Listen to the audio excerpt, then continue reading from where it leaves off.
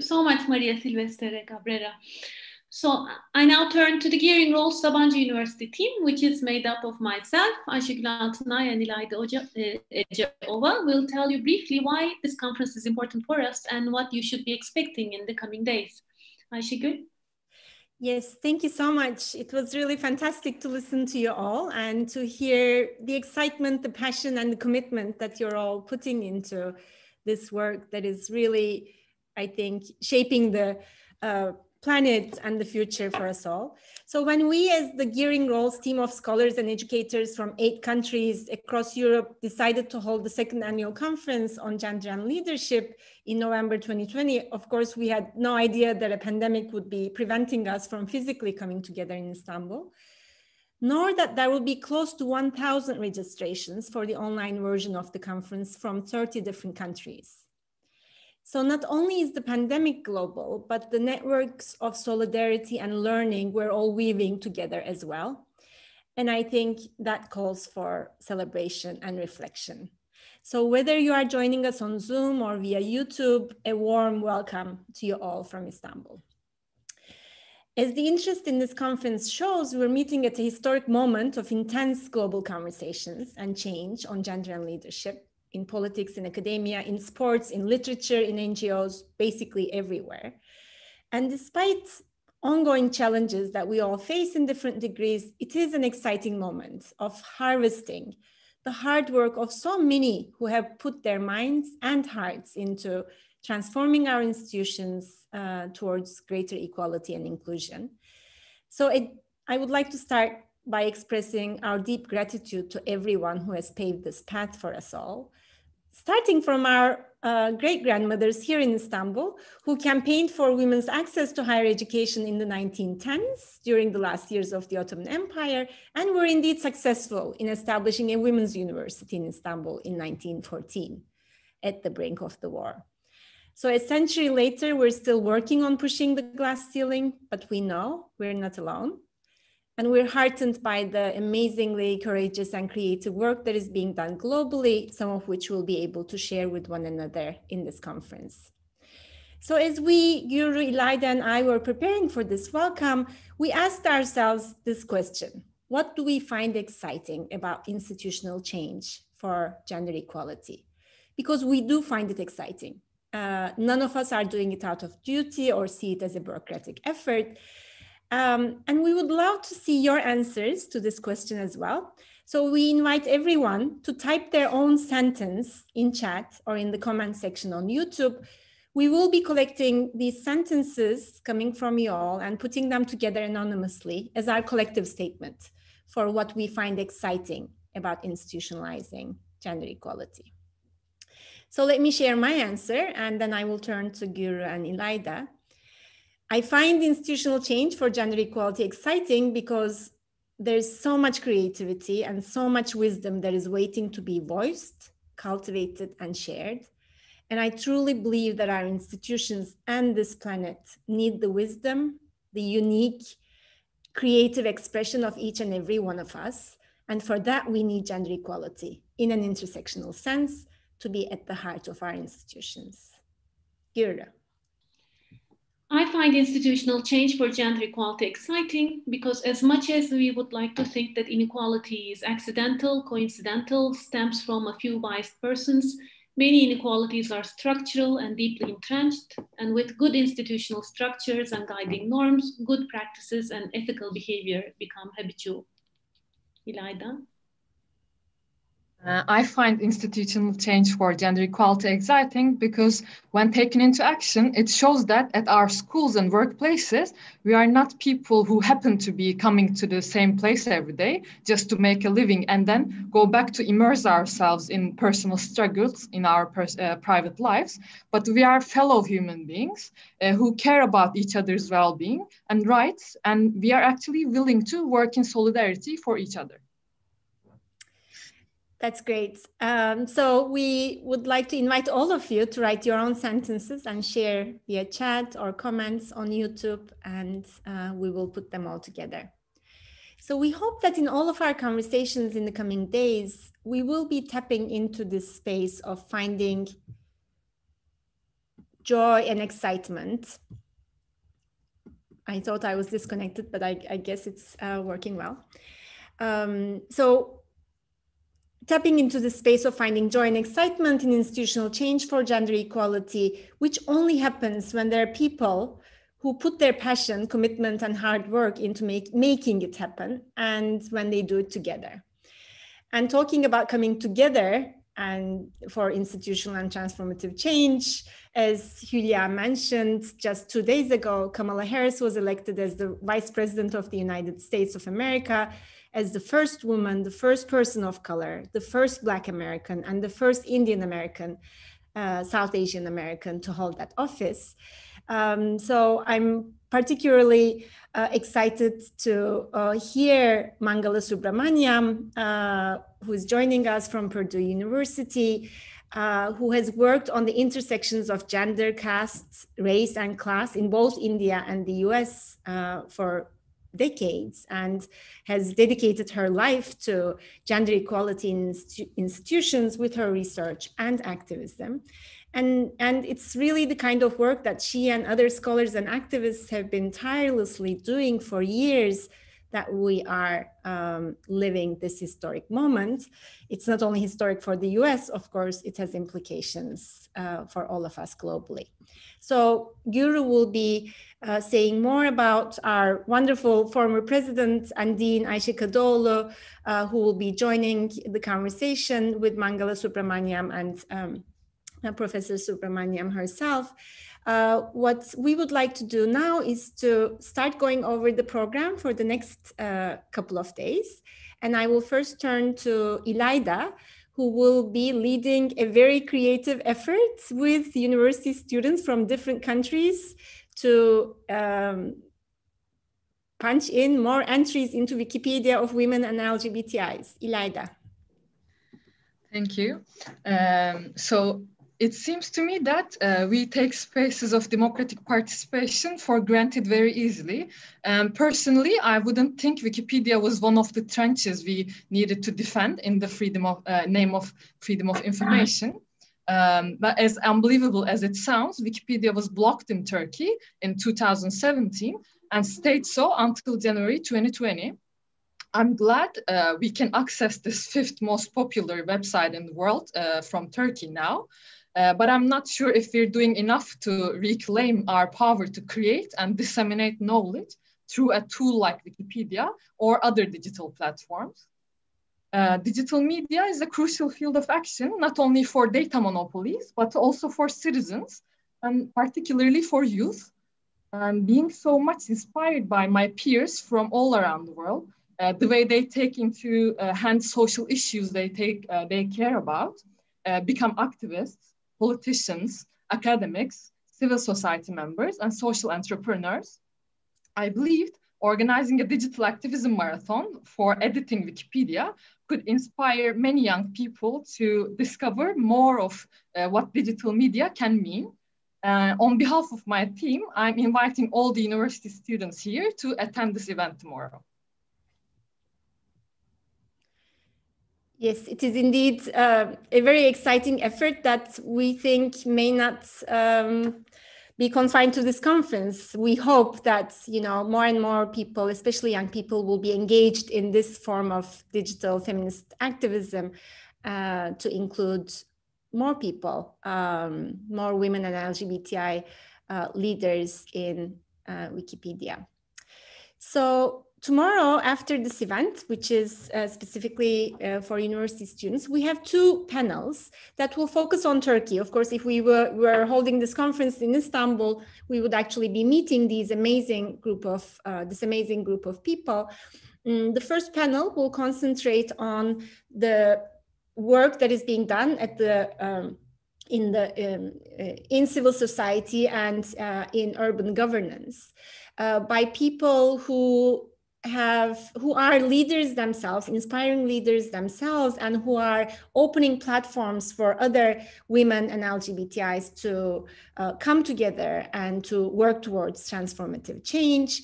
So in the first panel, we have a wonderful group of people representing different feminist and LGBTI organizations working in different fields. And Ayşe Gülbayar from the Sabancı Foundation has a great set of questions to ask them. I'm personally very much looking forward to this conversation. Hatice Temir will be joining us from Yüksekova, from the eastern end of Turkey, and we will have, I'm sure, a very rich conversation.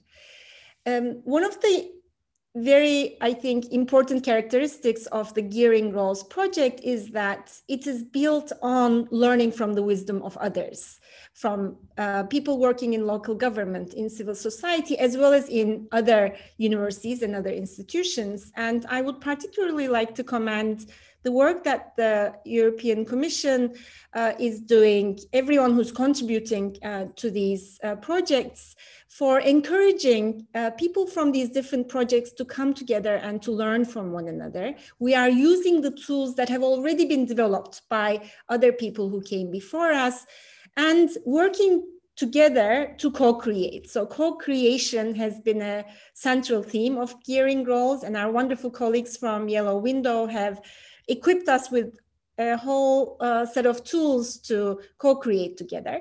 And we have been blessed as the Sabancı Gearing Roles team to be in wonderful company with our colleagues from other universities in Kadir Has, Özyeğin, Middle East Technical University, as well as other universities in Istanbul and Ankara, who have led similar projects before and have really shared their wisdom with us. So tomorrow we will have this panel of sister projects, as we call them, and we will be looking into what these European level projects have done in terms of helping transform our institutions and how we can act together for even more transformative change.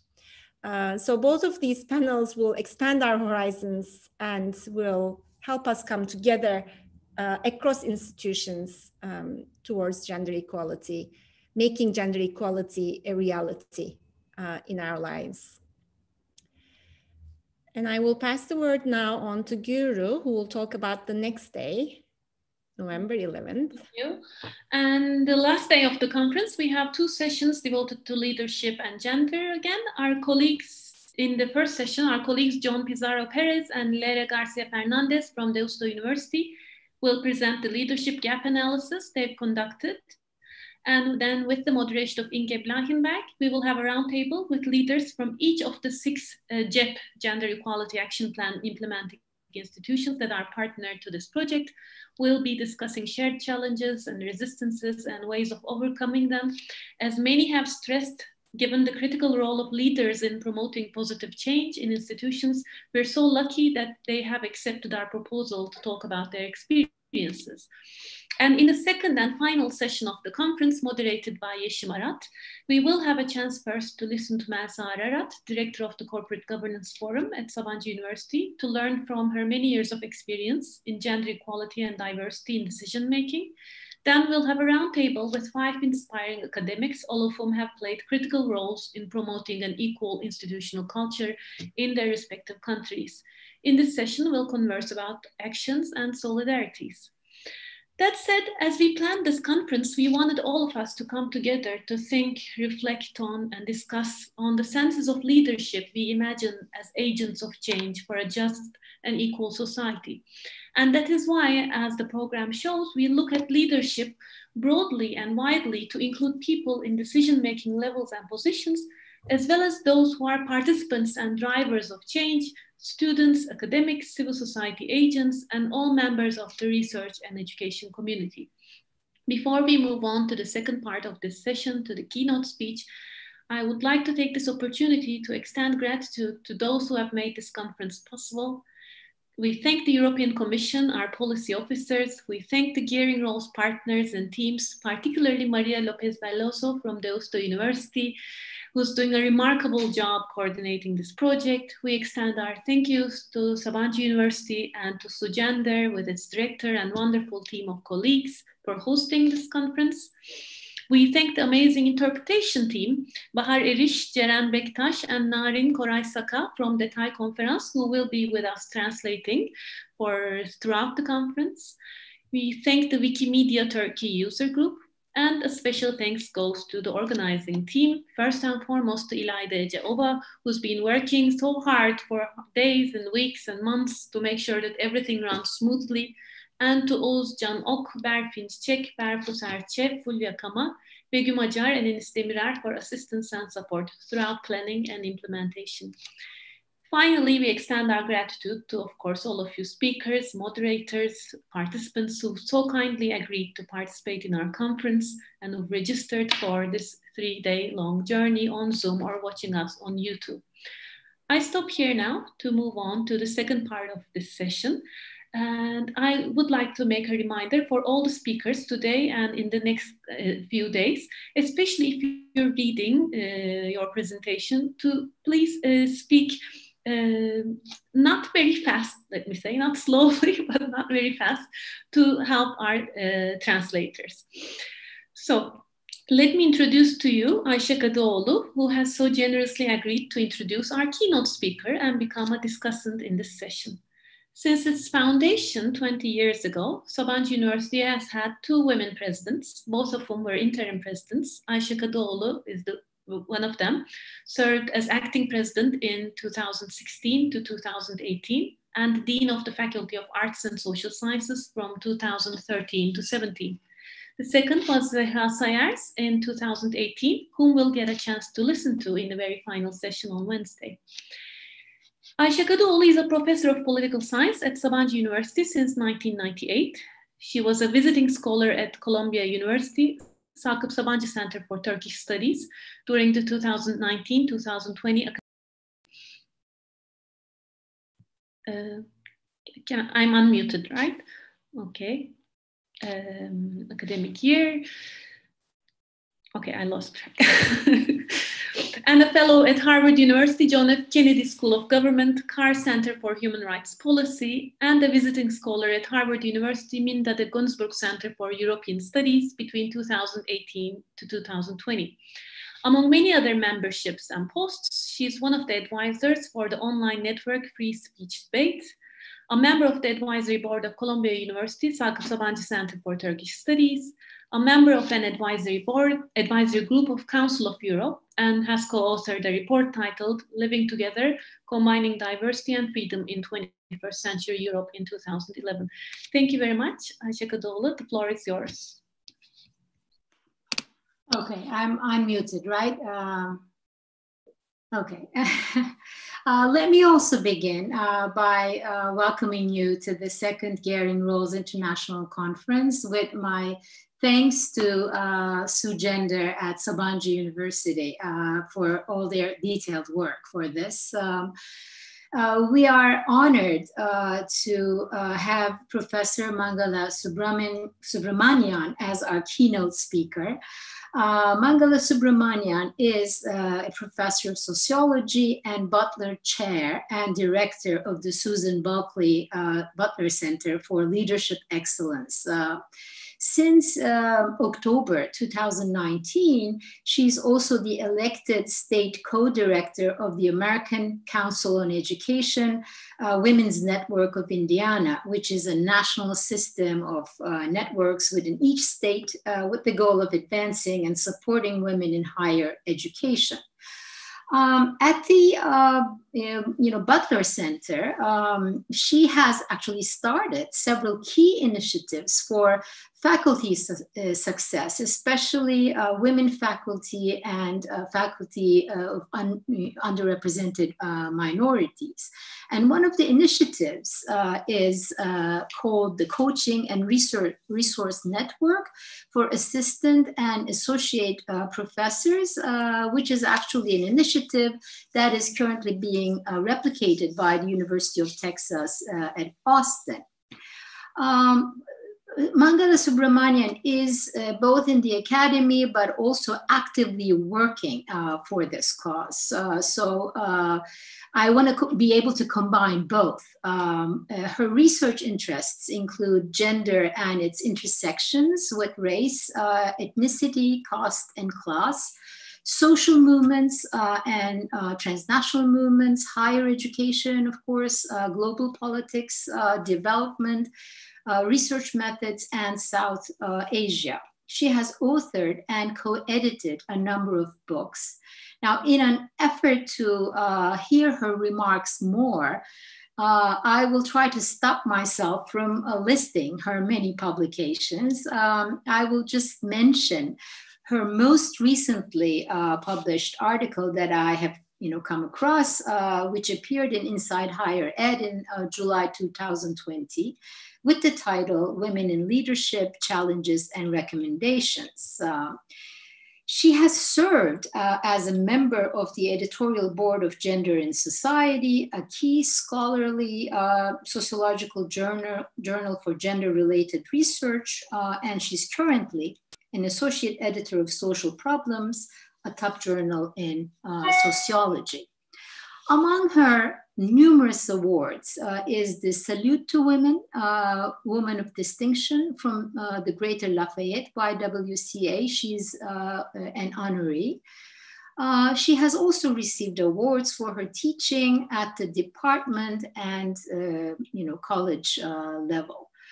The fact that we are having this conference on an inspiring day after the election of Kamala Harris to the position of vice president in the US, first in US history, is indeed invaluable, since the first step in overcoming the difficulties that we're going to be voicing today is hope, really.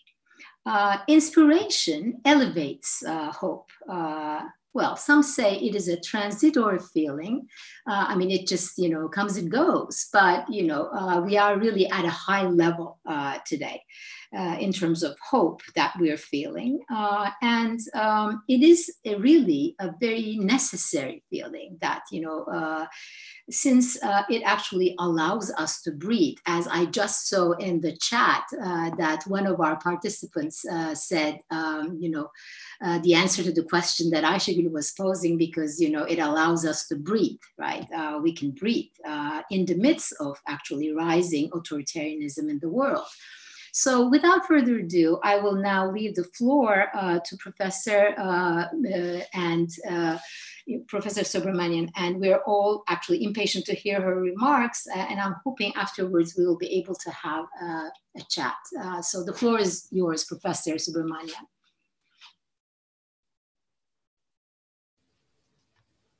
Thank you so much, the former president of Sabancı University, Ayşe, and everyone else who had opening remarks.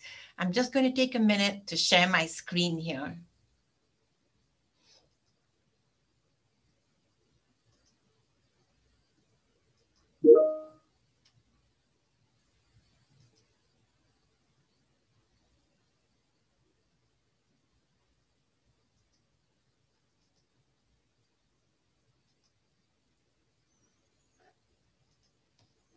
Is this viewable? Yeah? Thank you. Good evening for those of you from Europe, and good morning for those of you joining from the US end. I'm really honored to be following several speakers this morning, the tremendous remarks from the European Commission's Euthanasia Mongo, the Dean of Social Sciences at SU, Professor Bach, Julia Adak from SU Gender, Ayşe Altine, and I am extremely pleased to learn of the work of Gearing Roles. I've been looking through your website from the day I received the invitation.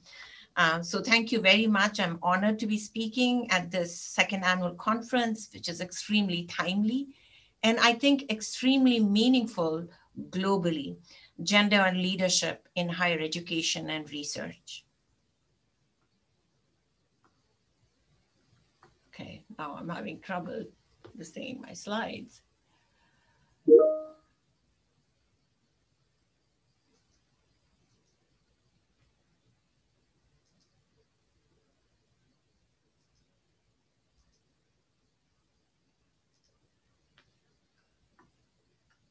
Okay, I'm going to need some help here, I think. What do you need us to do, Mangala? Yes, I think he's fixed it. You're a technical person. Okay. Thank you. My keynote will comprise actually 4 main parts here. A brief introduction and a little bit about my own career trajectory, and then a framework for transformation of institutions of higher education. And then following that, some strategies for faculty members and leaders. And interwoven into those strategies would be some of my own experiences, as well as some of the initiatives and programs that have come through this center, so the Susan Butler Center for Leadership Excellence, or in short referred to as the Butler Center here at Purdue. This keynote material is drawn from a manuscript that is in progress, and hopefully this discussion will only enhance the quality of that manuscript. Let me begin with this very short case and really quickly. The only woman faculty member of color resigned from a fairly important university committee after 2 meetings. This committee was intended to provide input for a survey to examine faculty satisfaction that was going to be undertaken by an outside agency. So it was a paid survey. When pressed by another committee member to explain her resignation, she elaborated and emphasized that what concerned her was decision-making processes, the lack of transparency, and lack of respect for knowledge and expertise that women of color typically face, very similar to what happens in classrooms. What do we take from this case? And here are 4 main points that I think are pertinent to institutional transformation as related to this keynote. The first is about the role of structure and processes. And I know in the remarks that preceded me, there were mentions of decision-making processes. We can create committees and task forces, but I think to be effective, you need to make sure that their processes are in place that are actually respected and honored. Theater structures, I would argue, lack transparency, meaning just the creation of a structure, because they often tend to place individual interests over that of the institution. It can decelerate institutional change. Second, considering my reference to the woman of color faculty member in the short case, I would say be cognizant of difference because it shapes different experiences, right? And it's extremely key for inclusive excellence, whose voices get heard, and I'll speak a little bit more about this in the framework as well. Third, recognize and value expertise and knowledge and the work that is needed to be done by faculty and by leaders for transformation. Dismissing expertise can be detrimental to transformation. And the 4th point here is from this case is about transparency in processes of representation and decision-making. Lack of transparency can breed distrust. Trust is central to thinking about change. It can breed skepticism, and it can challenge even implementing initiatives, or in this case, which I just briefly mentioned, is also about challenges to actually implementing what the committee intends to do. So perhaps having women in leadership positions can enable some of these 4 points that I'm referencing here. What do we know about leadership and representation in institutions? And I know there have been some references in these remarks, in these opening remarks. Let me begin a little bit with the US. In the 2016-17 academic year, the number or percentage of bachelor's degrees was 57% conferred to women. And women now compose half of the college educated workforce, right? But women hold the least senior administrative positions and are the lowest paid among higher ed administrators. This picture is starker when you think about women of color faculty. And here, when I'm talking about women of color, I'm talking about very broadly looking at both race and ethnicity. The term BIPOC, if you've not heard of it, Black, Indigenous, People of Color, BIPOC, has become quite common in the US. There are both pros and cons to using that term where individual groups want their own identity, but also the kind of solidarity of these broader groups, including underrepresented minorities. So if you look at women of color in 2016, only 14% of higher ed administrators were racial or ethnic minorities. And just to remind you, this includes both men and women. If you were going to sift women out from that, it would be even lower. According to the ACE's College President Study 2017, 30% of the US college and university presidents are women, an increase of about 4 percentage points since 2011. But mind you that 30% includes all kinds of schools. The more elite schools, R1 institutions, or what are called Research 1 institutions in the US, you would see only about 11% of those leaders are actually women. Notably, some high-profile female presidential appointments among these elite or R1 institutions occurred recently. University of Louisville, University of Minnesota, Iowa State University, and Rochester. All of them have seen women presidents come into positions in the past about 2 to 3 years. Perhaps the recent protests for racial justice that have unfolded in the US more visibly, especially during the summer, will open opportunities for women of color.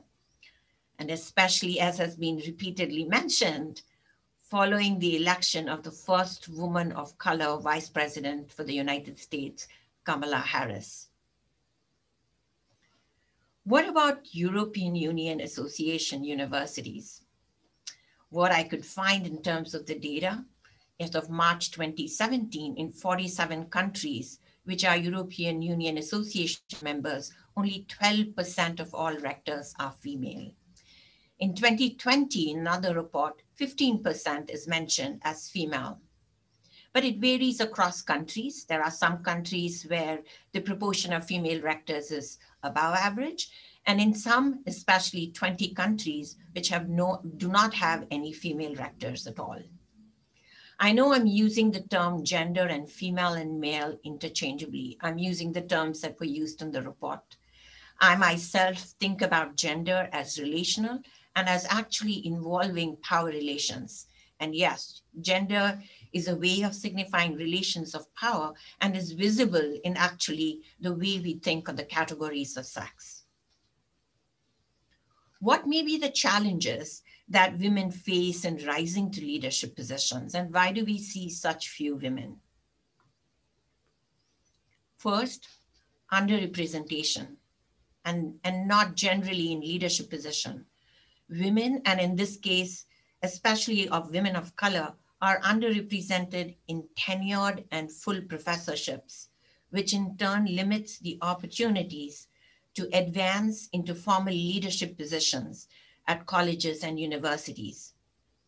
Yet, we know from research and our own academic experience that qualified and ambitious women are definitely not in short supply. We know that, especially in the US, universities and the elite institutions, you need to become a full professor to be in an administrative position. Women are not simply denied top leadership opportunities at the culmination of a long career, but rather such opportunities seem to disappear at various points along their trajectories. And even when women attain leadership positions, we face challenges embedded within institutional structures and systems, and perhaps even individual mindsets that require transformative change. Third, the role of deep-seated networks, both for leadership positions as well as for research and research collaborations. They open very few opportunities for women because they are typically male and or white. And even if they are less than competent, men tend to get appointed to those positions or even be recognized for their research. Fourth, the stereotyping that occurs based on both gender and race. Compliance, not candor, combined with being deferential, reinforces the status quo, meaning no change and no transformation. The stereotypes are embedded in systems, in society, and within institutions, and it's going to require considerable effort by women and their allies to enable change. Women of color especially are isolated as they do not fit into white or male cliques and are yet more visibly scrutinized from a privileged lens, and oftentimes even critically reprimanded. Isolation is further exacerbated as the few women of color in leadership positions lack networks for support or to utilize them as a sounding board. They become what we call token representatives. Women have networks too, not that they don't have networks, but it's not networks of the same kind as men have that open opportunities, because there are already very few women full professors and very few women who are in positions of power and leadership. And there is this much written about that as women move up the ladder, they tend to pull the ladder up with them, closing those opportunities or closing those networks. Considering this bleak picture, you may ask, how am I then as a woman of color in an administrative position in a university in the US? A little bit about my own trajectory. I'm a first-generation immigrant to the US from South Asia, from India. I have tremendous family support, inspiring parents, very supportive siblings, and extended family who always believe that anything is possible. My background also involves being trained as a social scientist, but also in other disciplines in my other degrees. My PhD is in sociology. My undergraduate degree happens to be in physics honors with mathematics, as well as an interdisciplinary degree in my master's, which is based on economics. So some of that social background, social science background, has shaped what I do in a leadership position, what I may even call out about meetings and they being gendered. It's also about the knowledge I bring to practices and how I do research, even in the higher education field. This is my first university level administrative position. I've had some exposure to administrative positions at the department and college level. Just prior to being appointed to this position, I was the College of Liberal Arts inaugural Dean's Faculty Fellow. And so I did have some bit of exposure, but I had neither thought about nor aspired to be in university administration or be in a leadership position. In this position, as the Butler Chair and the Director of the Butler Center, in these 3.5 years or so, my job has involved listening to faculty constraints, fears, needs, as well as successes and accomplishments. But I've learned to also recognize how different axes of difference, and here difference meaning gender, race, ethnicity, rank, age, and even disciplinary backgrounds that circumscribe all of the faculty members' lives and these structures which we are within. I've also learned to practice inclusivity by bringing different stakeholders to the table.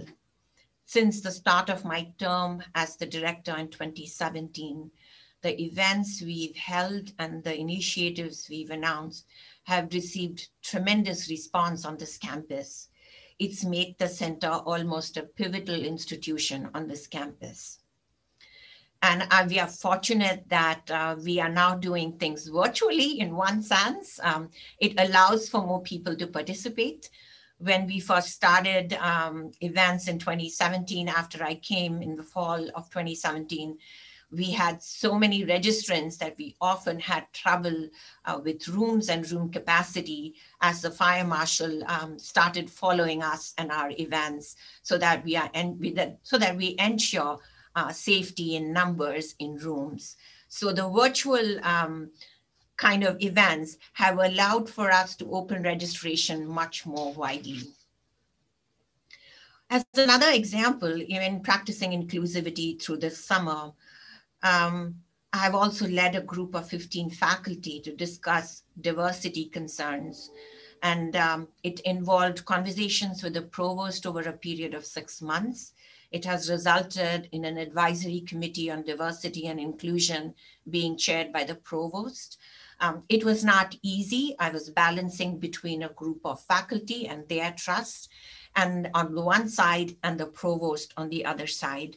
But I think in the interest of broader inclusivity, I think this committee looks very promising. In fact, as I speak here today to all of you, the second meeting of this committee is currently in progress.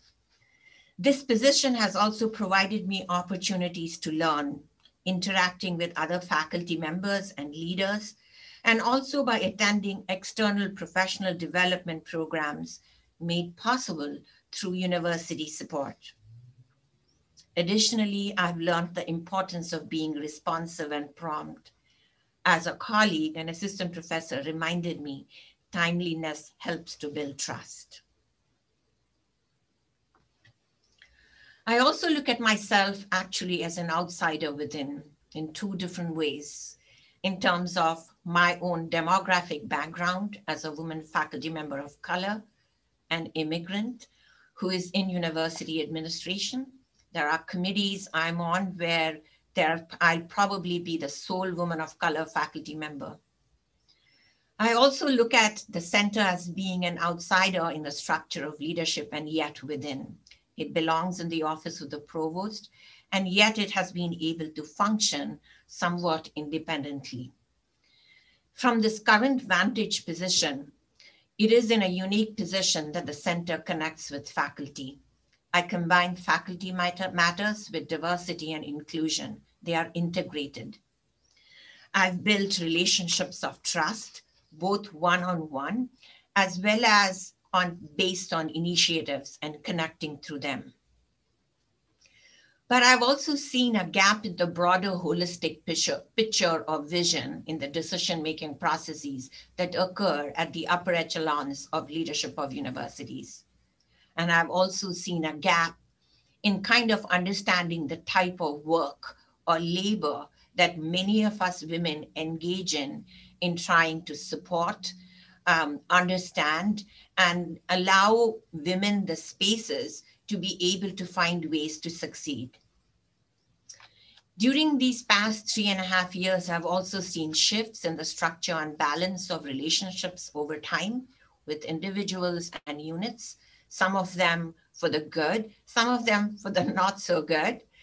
I've benefited from the role of an experienced outside mentor, particularly for administration and leadership role, made possible again by the provost of the university.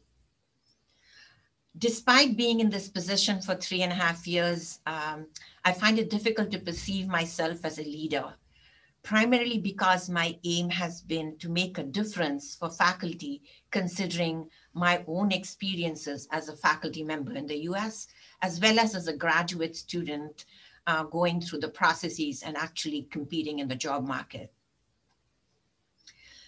Giving you these two parts, the introduction on leadership and my own trajectory, here is a framework that I want to put forth, thinking about leadership, role of leadership, and transformation. Let me give you a minute here to look at this.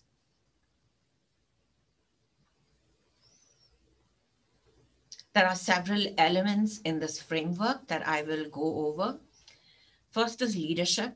I think it's extremely important for leaders to be clear about expectations, enable independence of units, especially at the university level as you look down on units, but also require interdependence for a cohesive vision, right? Not just merely of individuals, but of units.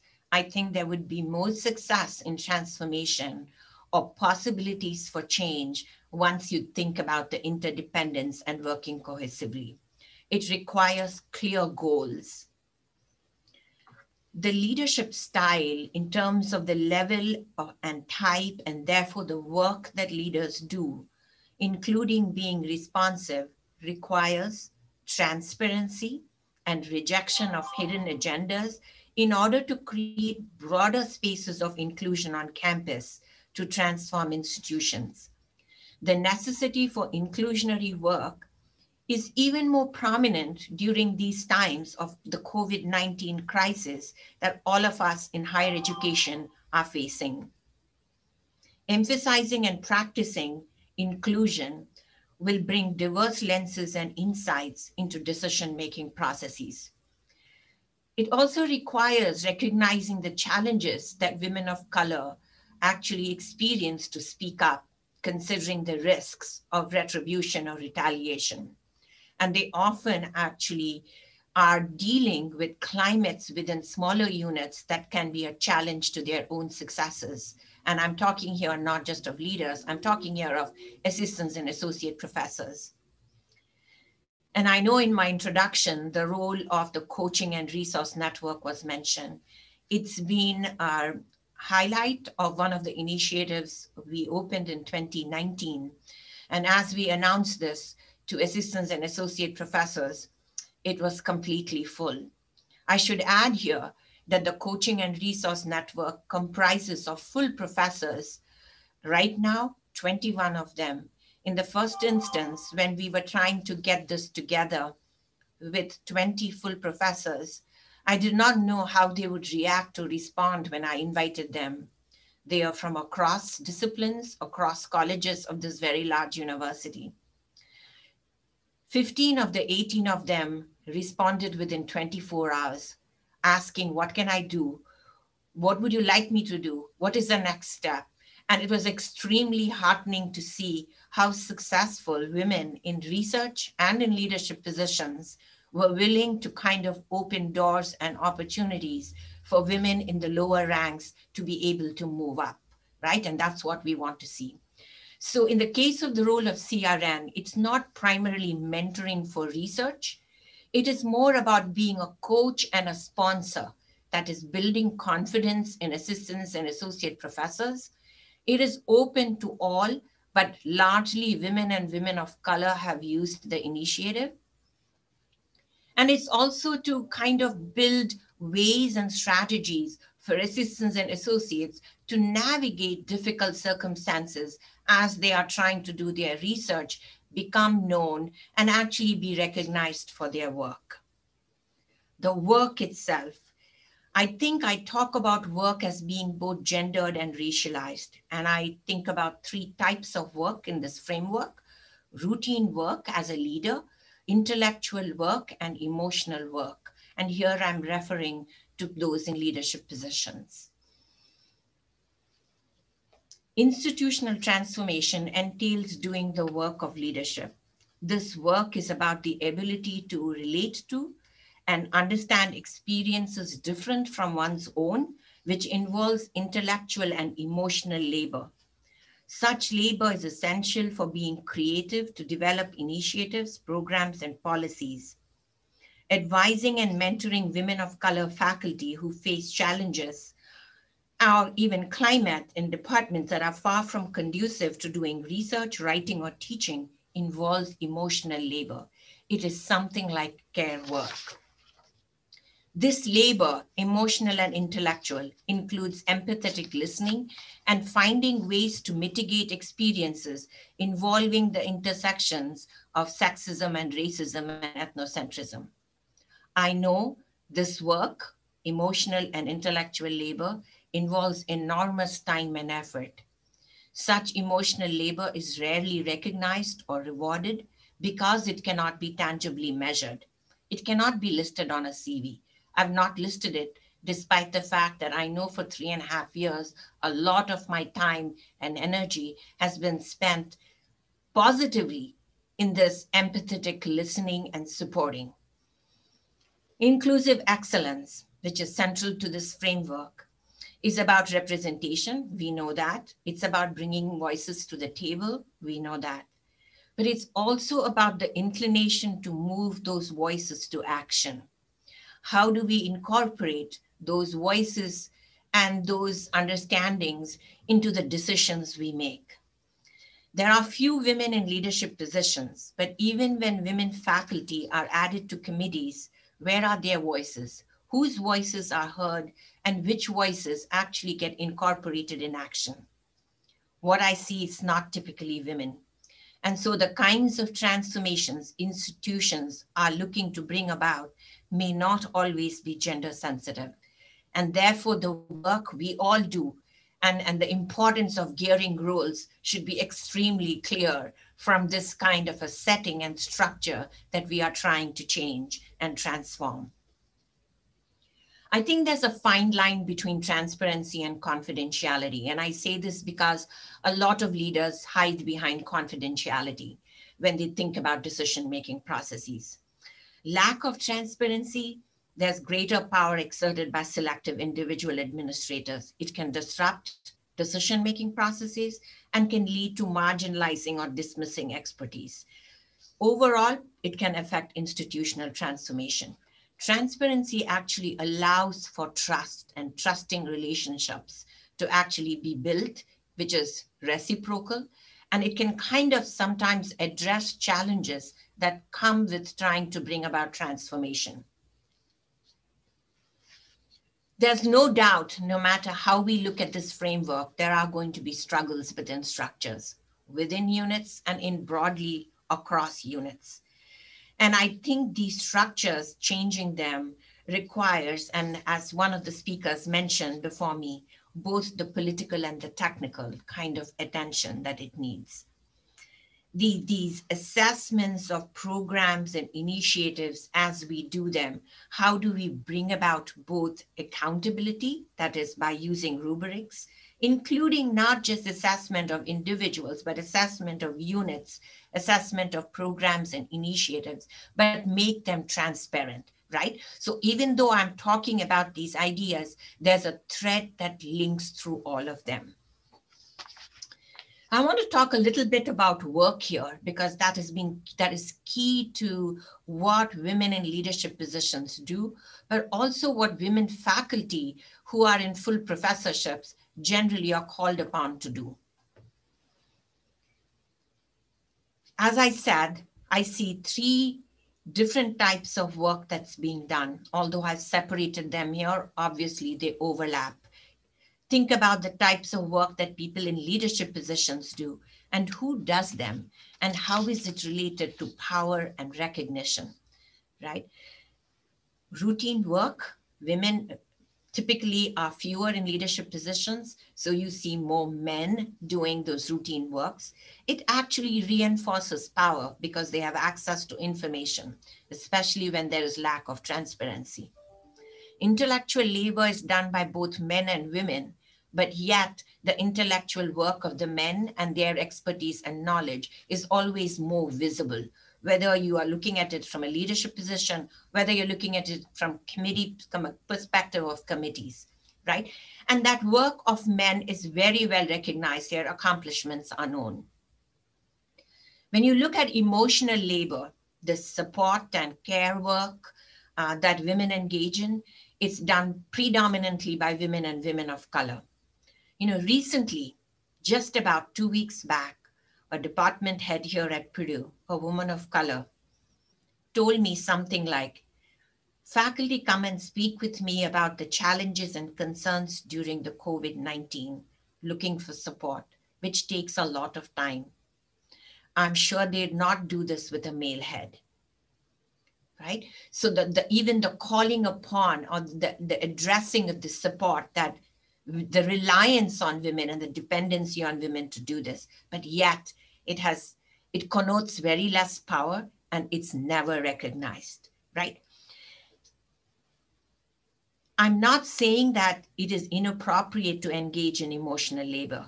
What I'm saying is that such non-measurable work of support and care needs to be visibly recognized, overtly recognized, so that power flows to those people as well. There can be, of course, combinations of these types of work. And what I'm saying is that all types of work are done probably by men and women, but I'm talking here of what is most typical that we see in universities. What do the intersections of type of work and transformation result in for individuals and institutions? If you think of institutions as fields or spaces within which different types of work is occurring, one can try to understand this matrix a little better. I'm going to go from the bottom up. So emotional labor, primarily done by women and women of color. At the individual level, the transformation, it's partially effective, right?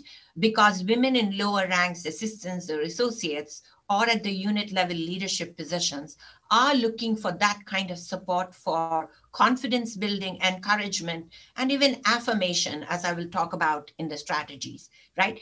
It allows for the psychological security that they are looking for to be successful.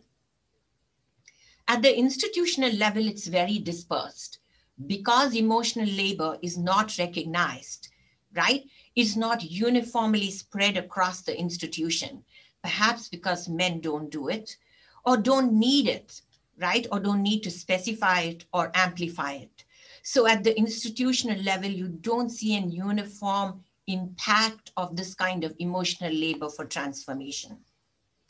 The intellectual work that I look at the individual level as being segmented, meaning divisions or sections by gender. Some women in some disciplines may get recognized and may be able to transform things in their own disciplines at an individual level. At an institutional level, it is about concentration of power, right? When you see men's intellectual power being recognized, being visible, being rewarded, with awards at the university level or more broadly, even nationally, you see this greater level of power. And when it is leaders and their intellectual power, you see a greater hegemony of this happening in institutions.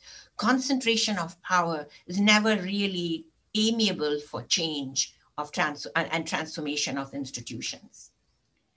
And the topmost, the routine work, individual, the basic functions, work that women do. So as being in a position, leadership position, I do routine work. My routine work involves basic functions, just like men do. But because there are more number of men in positions of power and authority, they are able to maintain the status quo of institutions with routine work, right? Because of the kinds of information they have access to, and the push for change is actually negated, or the resistance for change comes from the other side. Maybe sometimes overtly, but most times very covertly, invisible, not very visible ways.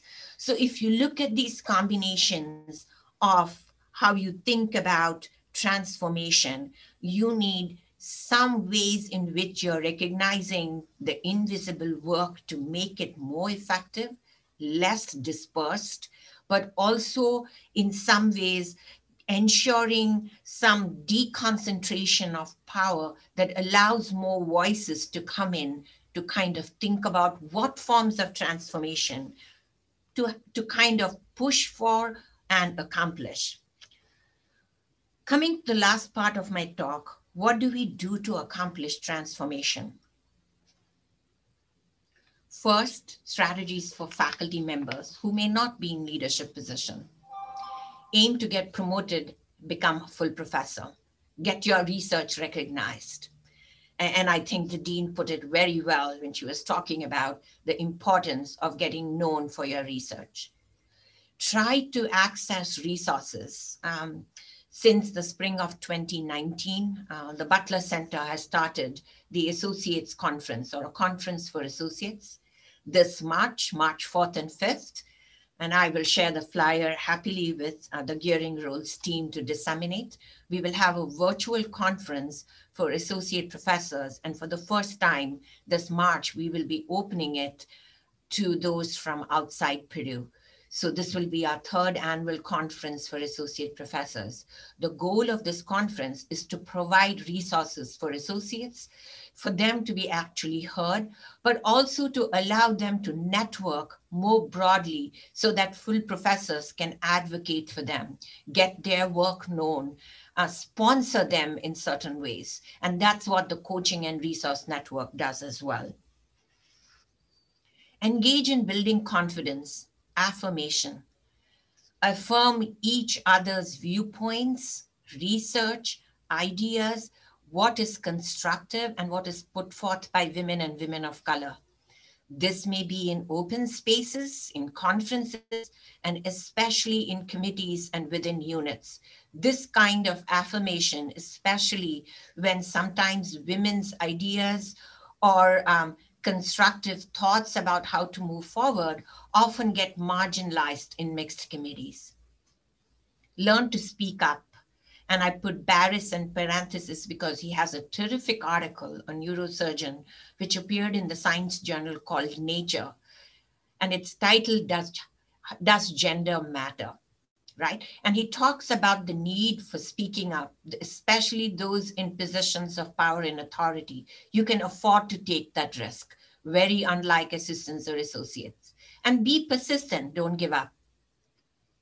Look for role models and seek out diverse faculty role models. This may highlight emotional labor and why it's important. Get it recognized, it contributes to change, and it can enable inclusive excellence and perhaps become more visible and less dispersed within an institution in itself. Even the intellectual labor of women can become prominent and diminish the hegemonic power of men in leadership positions if people use role models, speak up, and affirm with each other. Build alliances across levels. Even use men as allies and advocates.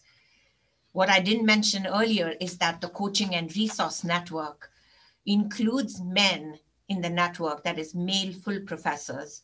We open up workshops for them so that they are able to kind of advise and work with women assistants and women associates. As a rule, I acknowledge that the primary mission of the Butler Center is focused on the success of women faculty and underrepresented minorities.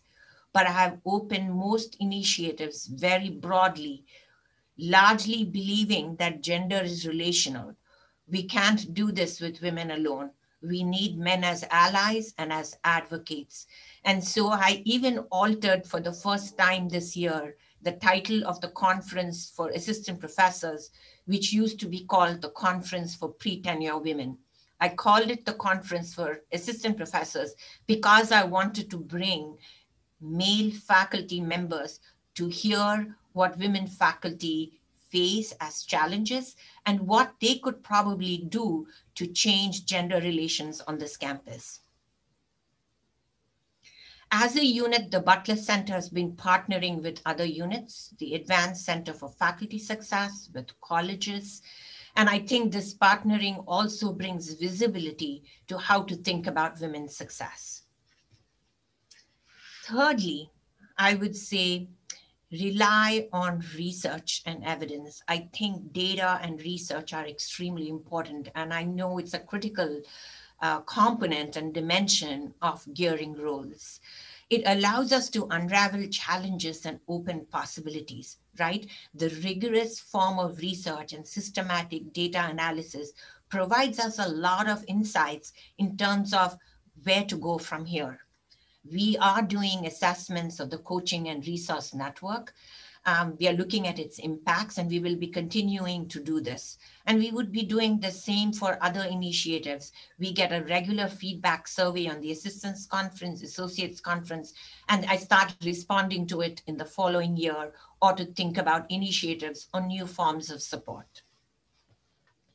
We've also created a working paper series in order to kind of find a way for documenting research. This is available on our website. It is free and open. Anyone can access it.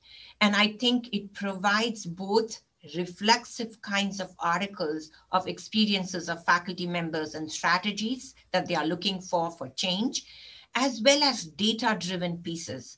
Our most recent issue was a special issue on higher education and COVID-19. And some of the articles in there are eye-opening in terms of what women of color faculty, for instance, faced teaching online for the first time, and how students reacted in giving them their teaching evaluations, right? So there's this also this honing in of research that is happening through the center. A most recent initiative is best practices tools. It's partially research driven, but it is also intended to find input for policy making at the institution level, right? These best practices tools, the first one is already posted on the Butler Center website. It is titled Documenting the Impact of COVID-19 for Faculty, Tenure Track and Tenured. And this emerged partly as I heard faculty talking to me about the challenges that they are facing in continuing their research during COVID-19. How will they be evaluated?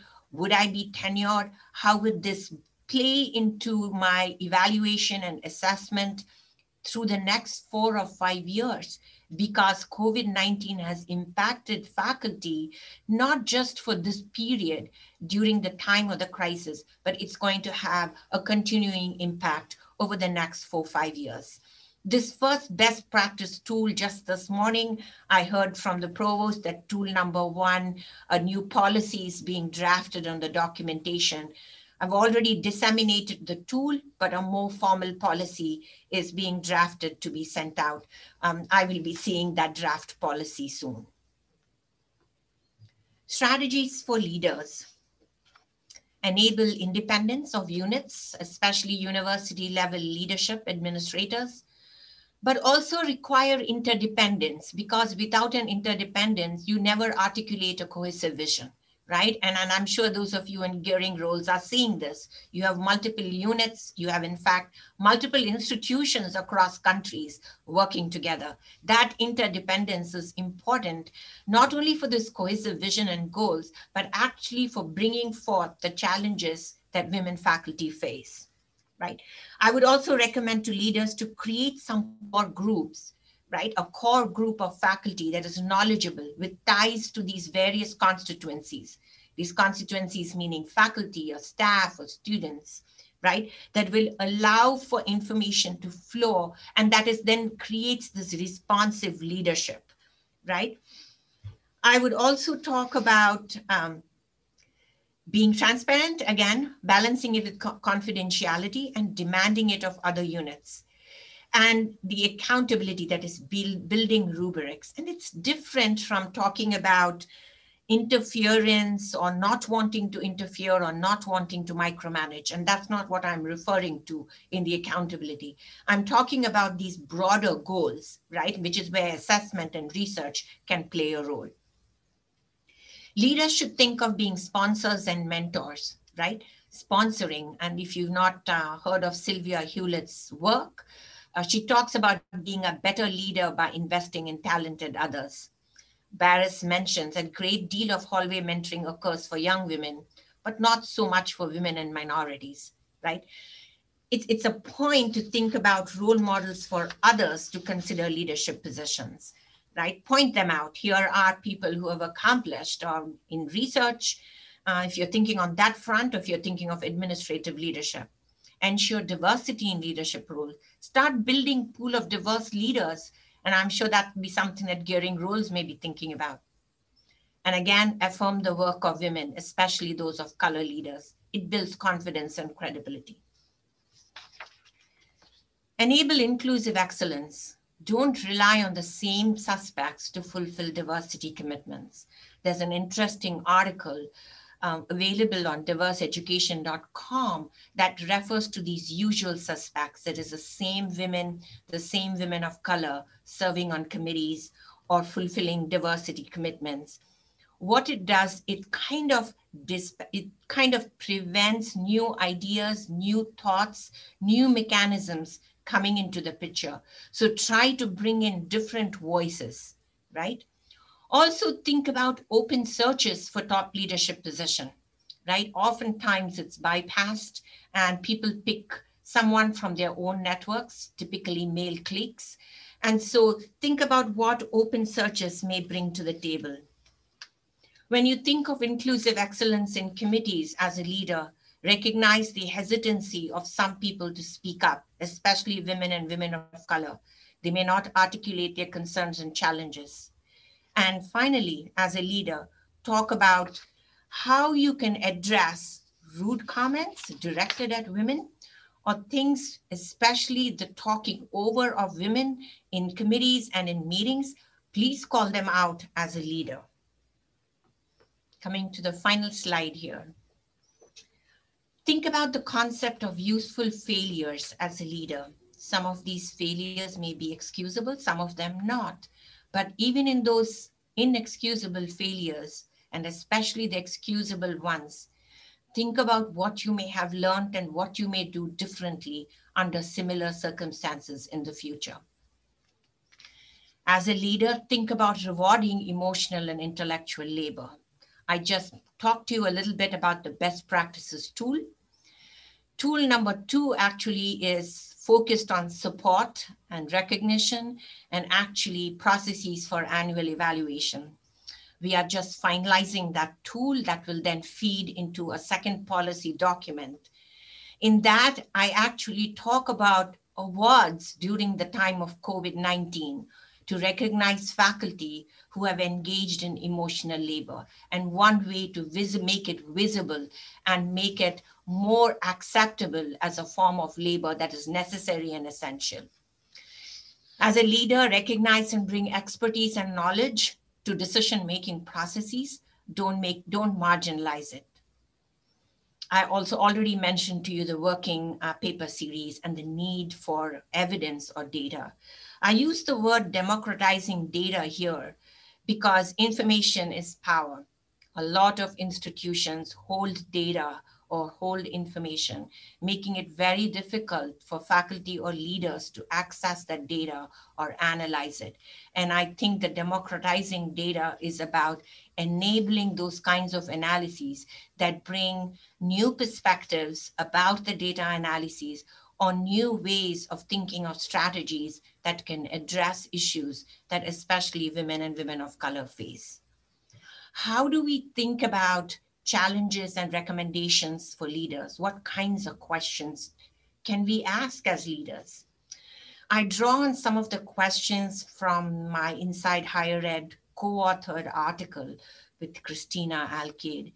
And we are developing some of this in a forthcoming edited collection, which is going to focus on leadership in higher education. It's primarily focused on the US, but the book series for which we are co-editors is looking for proposals from across the world. So whoever is on this conference, please look up this call for book proposals, which is on the Butler Center websites. So think about the kinds of questions you ask. How are women represented? How are different kinds of groups represented? Black, Latinx, Asian, Indigenous women. The kinds of groups may differ across countries. How is the labor, the work done by women leaders and women of color recognized or compensated, right? How do we begin to make awards, but also compensate them? How can women of color leaders be considered capable of moving up the ranks and appointed to formal positions of power and authority? What forms of mentorships are available to them? Can we send them for professional development programs, especially those who are interested in or have the abilities and skills to enter these leadership positions? Both of the programs that I attended in 2019 and 2019-2020, sponsored by the provost, one at Harvard and the other the HERS leadership programs, were immensely helpful for me to not only connect with other kinds of leaders across campuses and across universities, but also to learn from them. I'm going to end here with acknowledgements. Thanks to the Gearing Roles team, Ayşe Altine, Ilaida Ova, Gulru Goke, Maria Beloso, and the entire Gearing Rules team for organizing this much needed conference. I want to put forth an offer to you that you can think about. The Butler Center would be happy to collaborate with Gearing Rules in terms of replicating any of our initiatives and or collaborating on projects. So do let me know if there is interest on that front. I want to thank Susan Butler, after whom the center is named. The center is extremely well-resourced because of her endowments in the millions. She is still around, not here. She lives in Illinois, and she continues to be curious about the center's activity and keeps acknowledging its successes.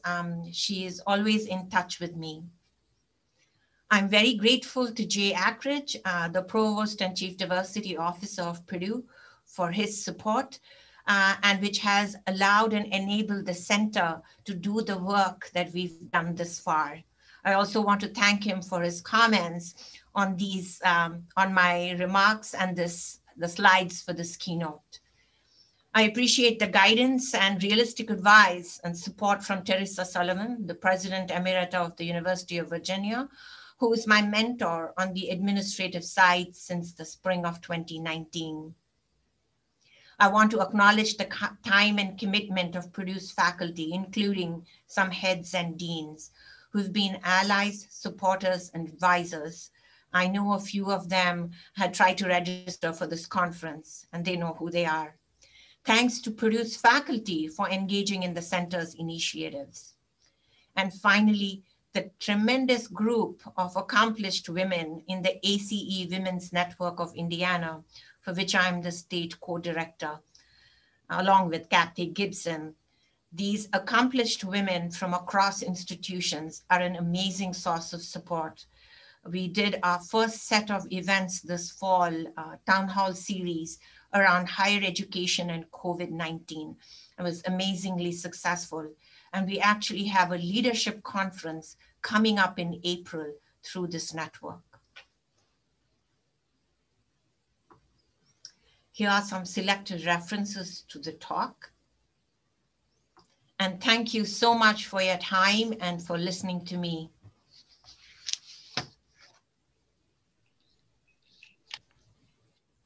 Thank you so much, Mangala.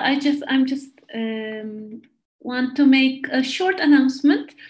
Thank you so much for this wonderful speech. I'm asking for those of you who can stay a little longer, can we extend our session for half an hour to have time for discussion and some questions from the audience, if it's okay for everyone. If those of you who have to leave, of course, you have to leave. And I'm also asking those of you who would like to be in the picture, or the group picture, to turn on your cameras, because our friends from Sugender will be taking some screenshots.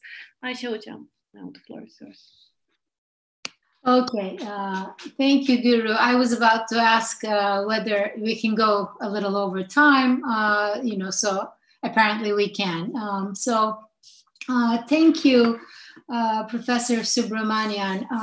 If I can call you Mangala, I'm Ayşe. We both have difficult last names, so let's just make it easy, if it's okay with you.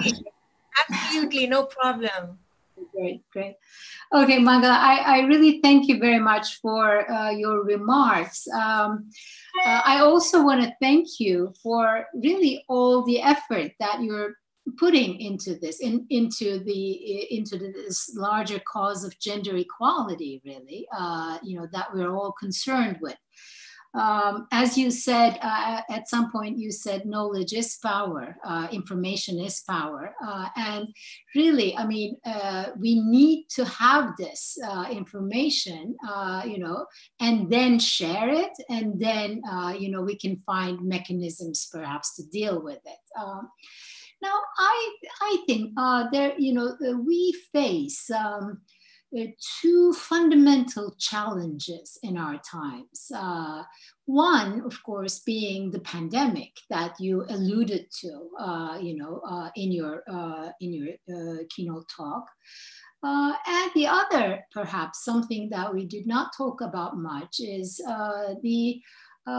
these what we call new authoritarian regimes, and the state of the academy and the state of course, the women academics in such regimes. So let me start with the pandemic. Since you have already alluded to it. We already know, and we saw this very clearly in your presentation, that women basically have, if they have any, have the least senior administrative positions and are the lowest paid among the administrators. I mean, you portrayed it very clearly in the US context, in Europe. So earlier research basically confirms that women academics carry large teaching burdens with relatively little time for research and publication compared with their male colleagues, many of whom do not carry equivalent domestic responsibilities, something that our dean also alluded to. Now, with the onset of the pandemic, we were kind of fearing that this is going to get worse and this is going to make life actually very difficult, especially for women academics. And I actually came across a study by one international academic publisher, De Gruyter, actually. They conducted research, big research with 3,200 scholarly authors. And the research was conducted in May 2020 across 80 countries. Basically, it reveals that, the pandemic basically had left authors with less time for their research, but they also uncovered a worrying trend that female academics, and those with caring responsibilities were actually struggling the most. So there is actually, when they looked at the submissions, they actually see now more submissions by male authors who basically think that they're actually happier in lockdown situations, apparently. Male academics, express actually unhappiness about being in the lockdown situation because they can actually be more productive.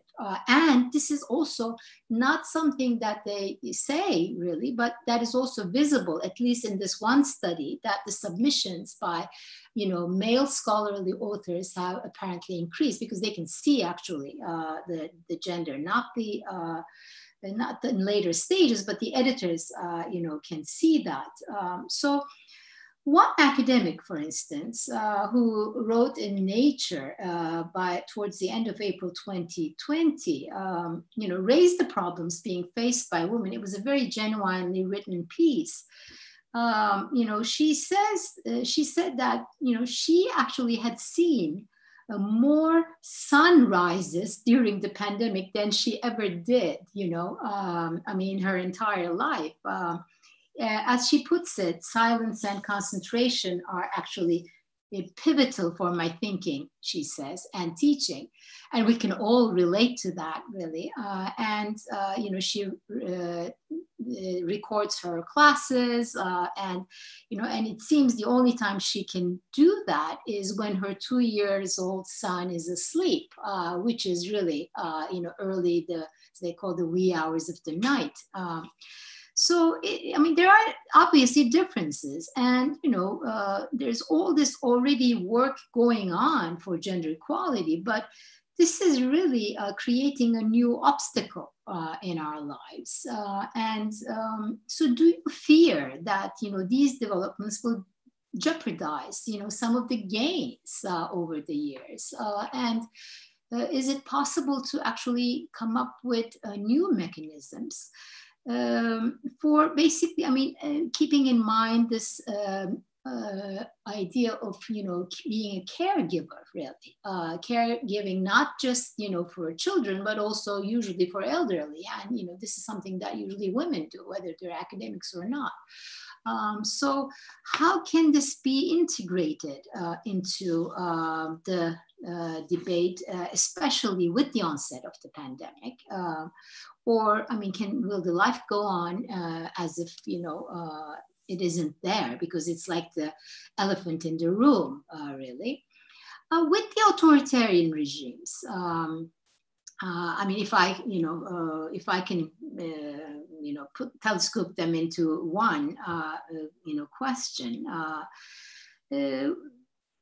I could refer to the spirit of our times as, authoritarian. I use the expression authoritarian zeitgeist. My actually research is on new authoritarian regimes. And these are regimes that are distinguished by virtue of using democratic institutions, really. The new authoritarian regimes are actually quite different from the military regimes, of 20 years ago. They actually use democratic institutions, they usually come to power through elections, and then engage in this process of what we call authoritarianization. So it's not really a coup d'etat, a sudden arrival of an authoritarian regime, but it's a slow one. The use of democratic institutions, and also, basically using the executive, branch of government over the others, the legislative and the judiciary, and basically making it more dominant, engaging in changes that will, institutional changes that will make it more dominant. Since they use democratic institutions, they survive quite a long time. And we see such regimes or such regime attributes, even in states that are members of the European Union. There's, in Poland, in Hungary, we see that. One of the most important cases that we witnessed, for instance, was the pressures on Central European University, right? Among the most credible higher education institutions in the world, which was forced to relocate to Vienna. And so I have this feeling that women leaders in the academy, and I wonder what you think about this, women leaders in the academy may just be better equipped to deal with increasing pressures on their institutions, since women learn to deal with such imposing authority all their lives, really, right? Although in quite different forms. They learn to find spaces to breathe in the midst of a hegemonic, a masculine discourse and policies in all areas of life from very early on. But of course, it's also highly likely that women may not be appointed to key administrative positions in such regimes due to their tendency to constrain the lives of women within the family.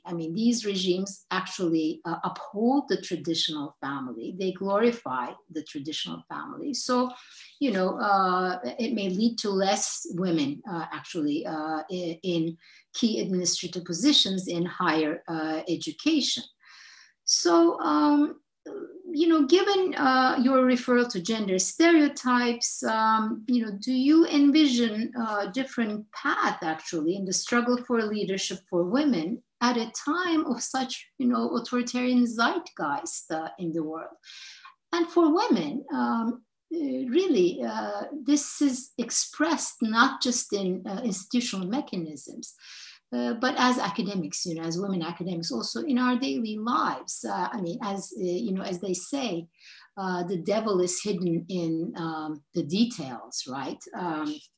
Often, for instance, I've been teaching for probably over 30 years now. But often, and this seems to be increasing, that's why I'm going to mention this. I hear my students tell me that the courses that they're taking with male professors, for instance, are too demanding and difficult, right? So sometimes, they tell me that they cannot find the time, for instance, to do the readings for my class because they have to study for those more difficult courses. I see this as, that's why I said the devil is hidden in the details for women academics. I mean, this is, one moment really. There seems to be this assumption that because I'm nice and I will be nice to them and will not scare and use a threatening language, right? Such as, if you do not get your act together, you may fail this course kind of language, because I feel like my job is really, I'm there to teach them. I'm not there to threaten them or make myself important, but I'm there actually to teach them.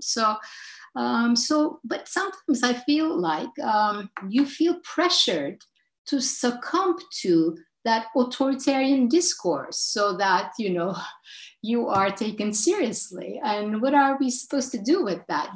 This is a dilemma that, I always wondered, how do we deal with that? So let me put it in the form of a better question. How,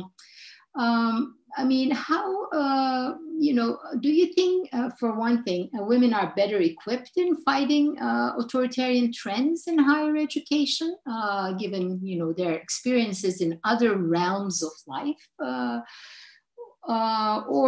Do we need to go back to the basics, such as underlining that women are equal and individual citizens rather than constraining their existence within the family? I mean, since this is like a cloud, this authoritarian zeitgeist comes with its emphasis on the traditional family. So it's yet another challenge in our lives, in addition, I think, to the pandemic. So pandemic and the authoritarian zeitgeist, what are the new mechanisms that we can envision really to deal with these new challenges in our lives? Okay. Great thoughts. And yes, no easy answer, right? It is very difficult. I mean, you're talking about these authoritarian kind of governments, and I will tell you, the past 1 year, the onslaught on higher education in the US by different executive orders seemed quite similar to that, to be honest, right? The last one being on this issue of no bias trainings, right? No trainings related to diversity, no training related to bias, and the executive order was issued. And, the Butler Center offers gender bias workshops.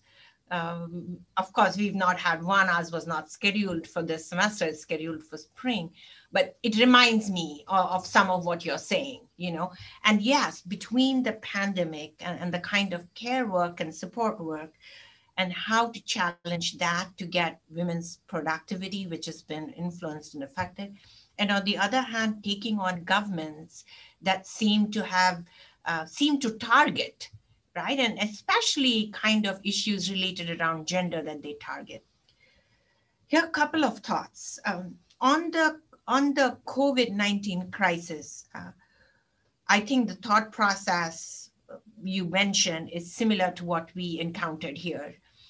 And I know I explained to you the best practices tool that was born out of that. How do we begin to recognize? And in fact, if you open the tool online, you will see reference to the articles that you mentioned. This drop in submissions, and then more recent studies that have come out about this. And actually in the US, the National Academies of Science and Engineering just had a series of workshops. I wouldn't say workshops, I would say kind of presentations around key topics related to COVID-19. And actually to bring back or to address the gender imbalance over there. But I do think the onus is on institutions to make policy that recognizes what is happening to the records of women during this period of time, right? And yes, there have more submissions by men. I've seen that research that you were referring to, and it's very true in the US as well. But I think institutional leaders have to begin to start recognizing this and putting together ways and mechanisms of annual evaluation. So in order to ensure that they don't fall behind, right? Because it's very likely to happen if they don't. And one of the things that has come up in this tool number 2, which is not on our website yet, is this template that we are going to probably require our units to use. And that template is a very, to put it in vague line, very bland template, I would say. And bland meaning there are no specifics and no counting. There is no bean counting. There is no quality of journal. There are these caveats, which in the template that I have drafted, there are caveats that say, if the faculty member has documented based on tool 1, having overseen a class which has 500 students in an introduction to physics or an introduction to chemistry or introduction to sociology class with even 5 graduate teaching assistants, that assistant professor must get some respite in the spring semester. But if they spend more than 50% of their time teaching as documented in the evaluation, it then gets kind of closed in terms of thinking about the contribution or the overall progress of that faculty member in that annual evaluation, right? So I do think the onus is tremendous on leaders. In fact, that's the reason I created the first best practice tool and also created the second one, which is now in draft form, right? So I think in the crisis part has also made visible child care, elderly care, as well as those who are more likely or more vulnerable to COVID-19, and how do we account for them, right? Some accommodations that get made, and you were referring to teaching here. So there's been a lot of guidelines that I wouldn't say in the first shot came out as was needed, but as it has been refined, at least over here, we've seen a little bit more of addressing of some of those concerns into kind of pushing out policy, but also where students don't adhere to policy, right, related to COVID-19 in classrooms, finding pathways for faculty members to actually bring that up without fear of retaliation or fearing assessments in their annual evaluations. So those pathways have all only more recently come about, not in March, April. We've done that in the past 2 months.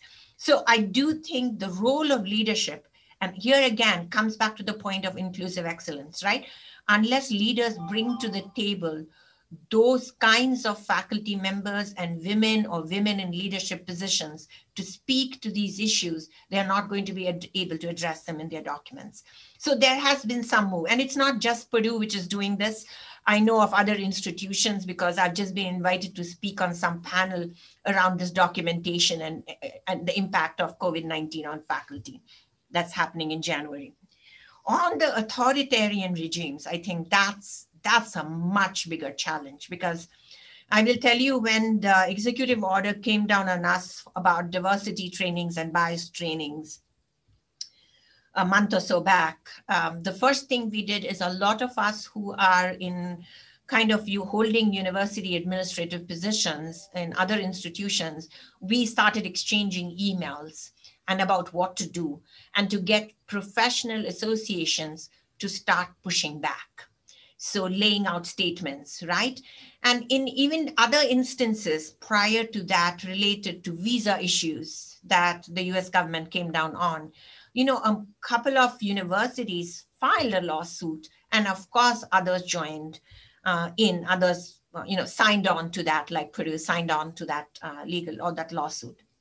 I know it's much harder to assume an independent judiciary, right, in an authoritarian regime, but I think it is in the collective, the power lies in the collectives of these institutions. And I think that's where I see the significance of even those gearing roles, right? I mean, that you have partners across institutions and being able to build that collective interest to resist. I wouldn't say every resistance is going to lead to a success, but I think that collective resistance can be very, very meaningful, which is what we found, you know, even in the US, in the case of both the visa issues that came up a few months back, as well as in these diversity training things where institutions which have, all these institutions that have a person who has this, who's this liaison to government relations, all of them got together to start to push back, right? Explain what you mean. Are you meaning federal government? Are you meaning federal funds? Are you meaning grants? Are you meaning institutions generally, right? And I think that collective push or that collective resistance, the executive order has not been taken back, but yet it has made it more difficult for them to clarify from this collective resistance viewpoint. And I would kind of point to that. And as somebody who studies social movements and resistance, I would say it's not just authoritarian regimes. Even democracies can become authoritarian at different points in time. And I think that's an important point to bear in mind.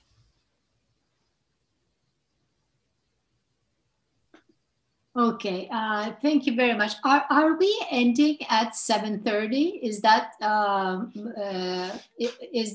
what we agreed on, Guru? 7:30. Okay, so okay, then I will turn to actually one of the questions that I received here by Vasanta Subramaniam. Who asks the question, how do you deal with hidden roadblocks? I think we have little time. Yes, we do. You know, it's an excellent question. It's an excellent question because we often think everything is very visible and open, and criteria for promotion or criteria for tenure in the US and probably has other terminology in Turkey. Are very straightforward. You know, and the hidden hurdles are actually the hidden biases, right? How do we begin to address these hidden biases? And one way is educating. You know, I've been, I should share this because I've been raising this issue within Purdue in itself and with our provost, saying that we tell assistants and associates what they need to put together for their documentation for tenure or promotion, but we never really tell the committees, which are called the primary committees in Purdue, how they should go about looking at a document, right? Or looking at a portfolio, or what we call the Form 36, right? And I think these hidden hurdles are, or hidden, which I think are hidden biases, I don't think you can do them at that point in time in a committee meeting. I think this needs long-term work of addressing biases. I just referenced the gender bias workshop we put together. It's a very basic module that we offer. We just piloted it at one department in August, in the Department of Pharmacy Practice, and we'll be holding additional sessions in the College of Health and Human Sciences, the first ones in spring. I do think it requires this long-term educating, but the long-term calling out. And even on these primary committees where there are women sitting, calling out those biases during discussions, not waiting for after and not waiting to discuss this subsequently, but kind of calling it out as bias. Saying this, I will tell you, I have a document attached to a current draft paper that I have, looking at promotion of associate professors to full, particularly women. It's data-driven. It's taken from a survey that was done at Purdue a few years back. And each of those issues, whether you talk about number of publications, quality of journals, you can take that for any candidate and make it negative or make it positive in a discussion, right? How do you ensure a discussion that is unbiased, but how do you also ensure criteria that are clear? And here I want to make a caveat here. When I talk about criteria for tenure and promotion of any kind, I do think we do not want numbers and bean counting, because then we put ourselves into a box. how do we make criteria that allows for recognition of what we call excellence? What is excellence? In what forms do we see that excellence? And I think as long as we are not clear about those forms of excellence, we'll continue to have these biases in discussions and issues in its own. I would be upfront with you, Purdue has had its own share of problems in promoting women and tenuring women. Over the years, we've done a better job of tenuring and promoting from assistant to associate. We've not done a great job of associate to full until about 2 years back. We've seen a larger number of women associates getting promoted to full. And it's because of a couple of reasons, at least I would attribute it to a couple of reasons. One is starting to call out the biases in discussions. And the second is actually seeking out allies and advocates. Right? And it's also for top leadership who can call out unit heads saying, I see you putting forward cases of men repeatedly the past 3 years, large numbers of men to be promoted. Where are the women? Right? Asking the question and starting that conversation. Where are the women? Can we look at their records? If their records are good, how come they've not been nominated for promotion? So there are, I think, multiple prongs, right? One from the leadership side, the other from the faculty side who may be in those disciplines, and the third being building allies, and the fourth being starting to address these biases in broad educational terms, even if it's targeting in that education the specific issue of promotion and tenure and so on. And I think it has to be a multi-pronged approach. There is no single solution to addressing those hidden hurdles or those hidden biases. Okay, thank you very much, Mangala. You have generously shared your own experience and talked about how you actually tried to turn being an outsider within. As you explained, demographically and structurally, from a likely disadvantage to a positive contribution, really. And I thought that was quite inspiring. I would like to end this, by saying, by reciprocating, the emphasis that you laid on trust and solidarity. Lately, in my old age, I have come to believe that I want to underline respect actually for women rather than love or like. I mean, that goes actually for women and for LGBT. I think because even violence inflicted on women and LGBT is most often inflicted by people who claim to love them. So maybe we don't want that kind of love, and maybe we're more interested in respect as a prelude to gender equality. And I don't mean respect in the thick sense of the word, but just the basic respect as a prelude to gender equality. So I think we're going to end here. Maybe the organizers, would you like to add something? So I just want to convey my heartfelt, congratulations and thanks to you for sharing your experience with us. It's been invaluable to hear you. Thank you so much, and thank you for those questions. I'm sorry we didn't have a lot of time to get into Q&A during this session, but I'm hoping to attend a couple of your sessions over the next 2 days and probably learn a lot from all of you. So thank you so much. Thank you so much, Mangala. Thank you so much, Ayşe Kadıoğlu. These were wonderful questions, very inspiring talks that we've listened to for the past couple of hours. And thanks to all participants for being here with us. And this is the end of this session. And thank you to our translators as well, of course. And we'll see you tomorrow. And we hope that we can continue conversing, discussing, building new solidarities in the coming 2 days. Yes, thank you all for a really inspiring beginning. Thank you. See you tomorrow. See you tomorrow. Bye-bye.